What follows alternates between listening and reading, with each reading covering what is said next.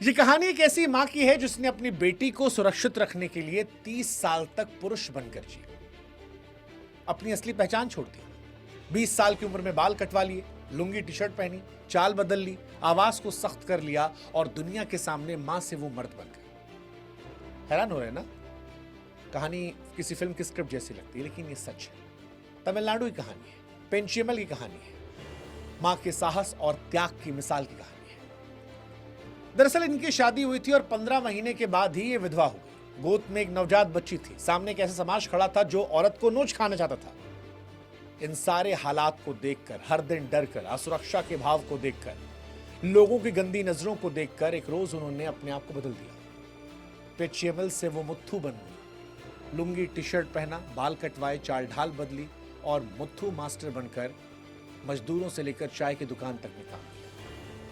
वो एक बेबस मां नहीं थी, अब एक मजबूत पिता बन चुकी थी। जो उस वक्त की मांग थी, बेटी की जरूरत थी। बसों में काम किया, घरों में काम किया और वो हर उस दर से बची जो एक औरत को झेलना पड़ता है। आज उनकी बेटी की शादी हो गई है, लेकिन अब वो कहती हैं कि मैं अब वापस पेचियमल नहीं बन सकती। मुत्थू बनकर मैंने अपनी बेटी को बचाया था, यही मेरी पहचान है।